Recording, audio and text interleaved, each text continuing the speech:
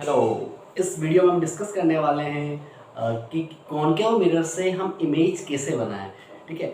बहुत ही मतलब काफ़ी कन्फ्यूजन रहता है बच्चों के लिए कि इमेज को बनाना, वहाँ पे इमेज फॉर्मेशन करना, कि कैसे इमेज फॉर्मेशन करेंगे। लेकिन बहुत ही मैं आपको एक सिंपल सा जो स्टेप बताऊंगा, उसके बाद आप आराम से इमेज फॉर्मेशन कर सकते हो, चाहे कॉनकेव मिरर हो, चाहे कॉन्वेक्स मिरर हो, चाहे वो कॉनकेव लेंस हो या चाहे कॉनकेव कॉन्वेक्स लेंस हो। तो इस वीडियो में आपको कॉनकेव मिरर में इमेज फॉर्मेशन करना बताऊंगा, तो इसे ध्यान से देखिए इस वीडियो को। ठीक है। सबसे पहले हम जानते हैं कि कॉनकेव मिरर होता कैसा है। देखो, आप जब भी हम किसी एक स्पेरिकल से अगर हम उसे ग्लास को कट करते हैं, ठीक है, तो उसके अंदर से जो इस टाइप से होलो आपको कर्व सरफेस निकल के बाहर आएगा। तो इस कर्व सरफेस का जो अंदर वाला भाग होता है, इसे हम बोलते हैं कॉनकेव सरफेस। इस सरफेस को बोलते हैं हम कॉनकेव सरफेस। ठीक है। और जो इसका ब्लड आउट जो बाहर वाला जो भाग होता है, उसको हम बोलते हैं कॉन्वेक्स सरफेस। ठीक है, ये सरफेस की बात हो गई। अब ये सरफेस, इनसे मिरर कैसे बनेगा। ठीक है। तो जब हम कॉनकेव सरफेस के अंदर वाले मतलब इसको कॉनकेव सरफेस को पॉलिश करते हैं और कॉन्वेक्स सरफेस को जब हम सिल्वर्ड करते हैं, तो वो आपका बन जाता है कॉनकेव मिरर। वो बन जाता है आपका कॉनकेव मिरर। और इसका अगर मैं रिवर्स करता हूं, यानी कि अंदर वाले भाग को, कॉनकेव सरफेस को मैं सिल्वर करता हूं और बाहर वाले भाग को अगर मैं पॉलिश करता हूं, तो वो आपका बन जाता है कॉन्वेक्स मिरर। तो आपको कंफ्यूज नहीं होना है, इतना याद रखना है कि कॉनकेव, केव मतलब अंदर वाला, केव मतलब गुफा।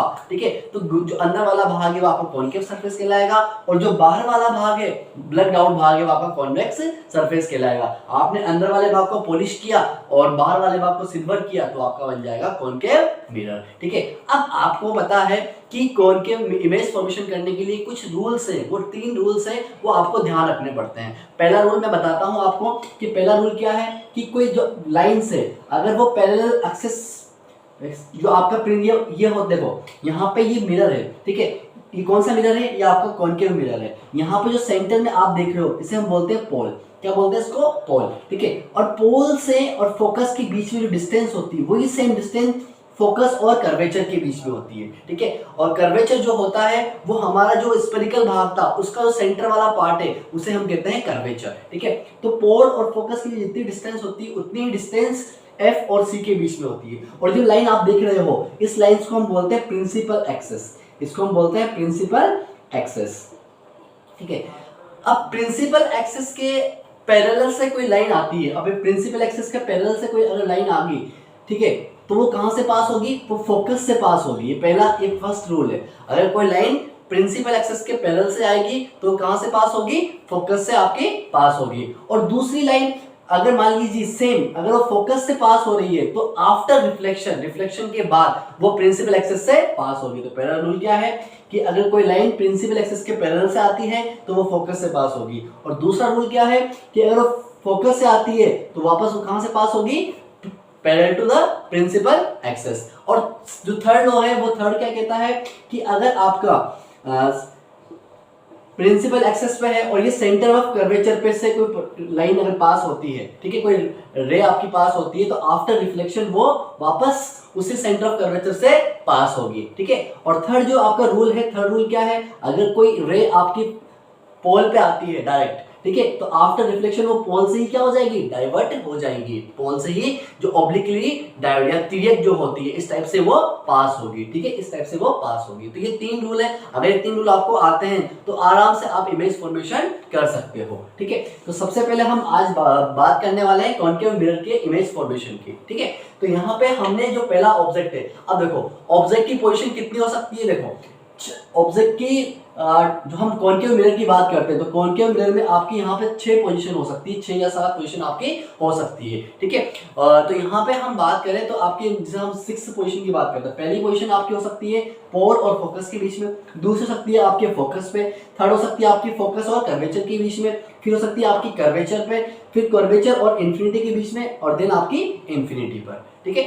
अब स्टेप बाय स्टेप देखिए, पहले पोल और फोकस के बीच में, फिर फोकस पे, फिर फोकस और कर्वेचर के बीच में, फिर कर्वेचर पे, फिर कर्वेचर और इंफिनिटी के बीच में, और फिर आपकी इंफिनिटी पे। तो 1 2 3 4 5 और ये आपकी 6, टोटल आपकी 6 पोजीशन हो सकती है जहां पे आपके ऑब्जेक्ट को आप रख सकते हो। तो सबसे पहले मैंने ऑब्जेक्ट को रखा है इंफिनिटी पे। ठीक है। तो इंफिनिटी मान लीजिए ऑब्जेक्ट यहाँ पर इस टाइप से आपका रखा हुआ है। ठीक है, ये इसको मैंने ए नाम दिया और इसको ये बी, जो इस टाइप से आपका रखा हुआ है। ठीक है, अब मान लीजिए आपका ऑब्जेक्ट की जो है रेस, मान लीजिए वो parallel to the principal axis आपने उसको डाला है। ठीक है, तो आफ्टर रिफ्लेक्शन वो रूल क्या कहता है कि आफ्टर रिफ्लेक्शन वो कहां से पास होगी, आफ्टर रिफ्लेक्शन वो आपके फोकस से पास होगी। ठीक है, इमेज फॉर्मेशन के लिए आपके दो रेस का मिलना जरूरी है, आफ्टर रिफ्लेक्शन उसका दो रेस जो है रेस है आपका उनका मिलना जरूरी है। ठीक है, तो इसलिए मैंने एक बार ये प्रिंसिपल एक्सिस से, अब हमें पता है कि इंफिनिटी पे ऑब्जेक्ट कहां है, वो हम कहीं भी हो सकता है, वो हमें पता नहीं है, इसलिए हमेशा इसमें हम कंडीशन रखेंगे कि जो इंफिनिटी जो ऑब्जेक्ट होता है तो आपको दोनों बार जो रेज है वो parallel to the principal axis ही आपको डालनी है। ठीक है, तो आप सेकंड वाले जब इसको डालोगे वो भी कहां से पास होगी, वो भी आपके फोकस से ही पास होगी। और जब आफ्टर रिफ्लेक्शन जो रेज है वो कहां मिल रही है, आफ्टर रिफ्लेक्शन आपके फोकस पे मिल रही है, तो जो आपकी इमेज होगी वो इमेज बनेगी फोकस पर। अगर आपका ऑब्जेक्ट इंफिनिटी पे है तो इमेज आपकी कहां बनेगी, आपकी इमेज बनेगी फोकस पर। ठीक है, तो ये एक इंफिनिटी वाला केस मैंने आपको समझाया। अभी मैं आपको एक केस समझाऊंगा सेंटर ऑफ कर्वेचर का। ठीक है, उसके बाद बाकी केस आप खुद से ट्राई करना। ठीक है, तो यहाँ पे हम सेकंड केस अगर हम बात करते हैं तो सेकंड केस की जो हमारा है वो है हमारा second case centre of curvature पर। सेकंड कौन सा है, सेंटर ऑफ कर्वेचर पर। ये आपका फोकस बराबर डिस्टेंस रखनी है आपको और ये आपका सेंटर ऑफ कर्वेचर। मान लीजिए आपका ऑब्जेक्ट यहाँ पर है।